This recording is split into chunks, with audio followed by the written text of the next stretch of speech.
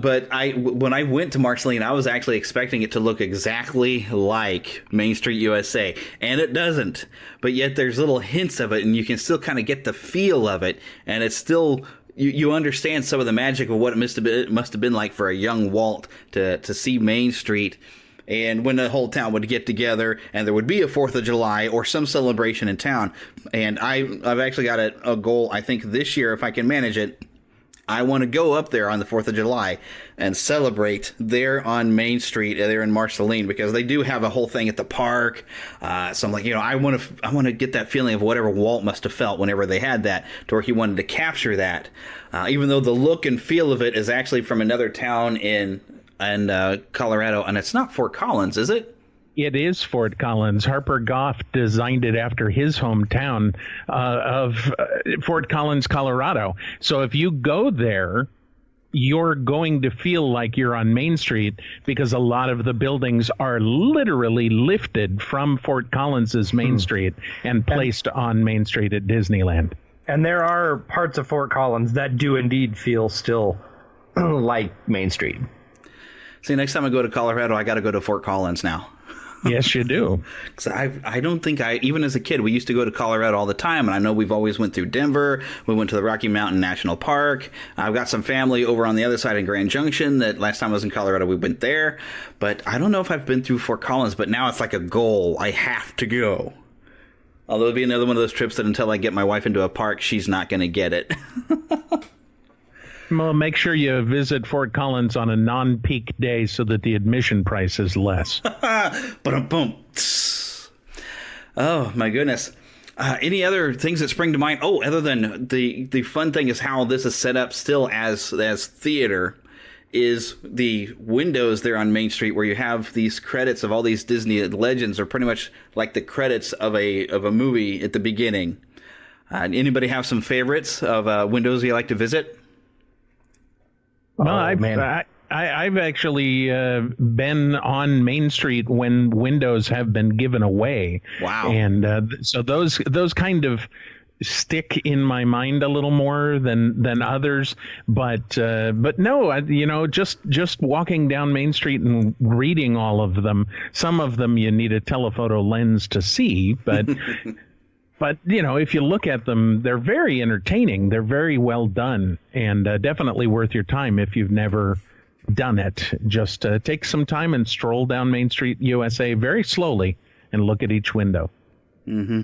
Yeah, this is what I sometimes have a hard time convincing my family to do is just enveloping yourself in the atmosphere of the whole place, right? Like they're very anxious to get to the popular rides and attractions and things like that. And I just like being there, and I just feel like I really am on Main Street in the 30s, and the windows and the little details like that are definitely part of it, because it feels much more like a town than, say, if you go to a Six Flags or some other theme park like that, where it's just, wooden storefronts and they've slapped some paint on it, and they're getting better than they used to. They're putting more attention to detail like that, because I'm guessing because they see the success of places like Disneyland and Disney World. But I just love the little tiny details. It makes it feel so much more special. Yeah, I'm gonna be just a little self-promotive here and suggest that you listen to Window to the Magic.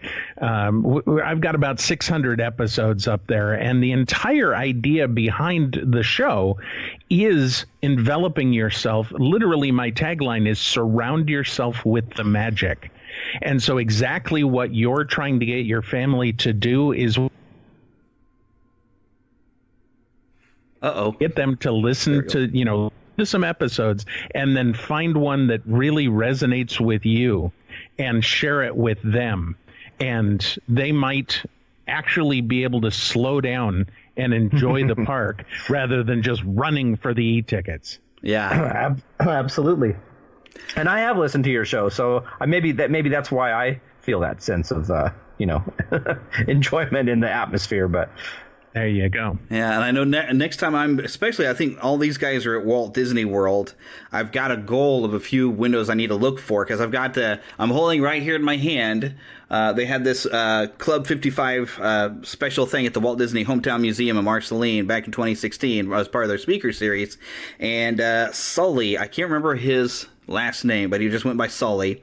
And then Tom Nab, or Naby, I think it's Nab, and Robert Penfield, which I think he was the main one. I think he was the one who was actually at Club 55, so he's like your original Disneyland employee. But all three of them I got to meet, and I've got the ticket here signed by all three of them. And I actually want to go and find their windows. And plus, Floyd Norman, though, I think his window is in Disneyland, isn't it? I think so, yes. I need to look for his as well. He's actually coming to this big gala they have up in Marceline. It's going to be in August. I'm going to try to get myself a ticket because Floyd Norman is going to be a keynote speaker. And even though I've seen the documentary and I've talked to the people who made it, I've never actually gotten to speak and meet him yet. So that is a goal. I want to meet Floyd Norman. So, which I'm going to try to have somebody on from the museum to talk about this gala event. They're raising money to rebuild the Midget Autopia. So if you can get to Marceline and do this, it's going to be awesome. Are they still raising money to build that Midget Autopia? Wow. And they're making some good progress. They've done some stuff apparently to that park nearby now. So it's coming along. It's coming. Good. And Yeehaw Bob is actually coming up for this event. And I've never gotten to hear Yeehaw Bob perform. So I'm excited. I want to go. Yeah. That'll be fun. Oh, yes. And you know it's going to be fun because it's a gala, not a gala. Yeah. I don't know if it has anything to do with being a Missourian or whatever, but I call it a gala. Just teasing you. Yeah, I have no idea if there's a different way to say it. But okay, so when we've gone down Main Street, we've experienced now a piece of Walt's childhood, especially with that train going by. And being in Marceline, every time a train goes by, I have that sense of wonder of like what it must have been like for Walt, except for it wouldn't have been a train that was chugging by that fast, because it's industrial stuff. But still, we know that's the same train track. But when you move through Main Street, I remember when I was at Walt Disney World, we hung a left into Adventureland. But at Disneyland, I guess if you hang a left, you're going to be somewhere else. Where would you be if you hang a left? You're going to be in Adventureland. Oh, Disneyland same. Correct. Awesome. Okay. And once again, so now Adventureland, you're invited into a whole new story. And it's it was a little convoluted because about any type of adventure story you can think of is sitting there in Adventureland.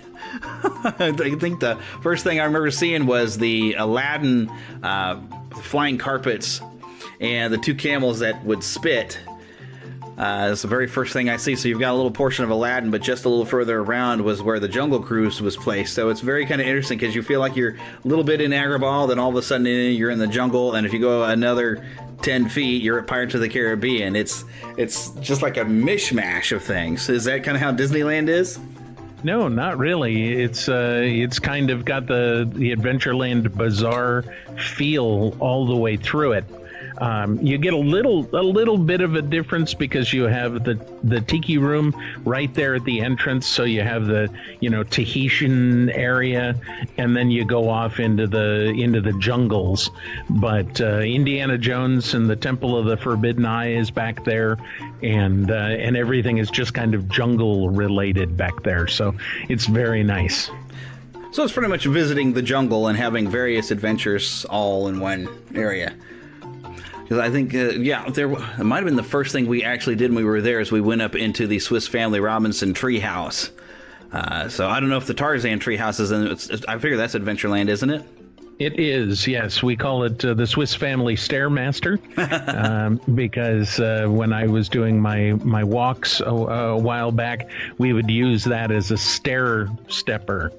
And so we would go up into that, but that was more trips up into that than I've taken in my entire life, I think, because we always liked it, but it was such a hike to get up there that it was something we normally skipped, which is really too bad. Yeah, that's the thing is that a lot of the sites in the Swiss Family Robinson treehouse, I have still yet to watch that entire movie. Because I tried to read the book once, and it was like, anything that moves, let's shoot it.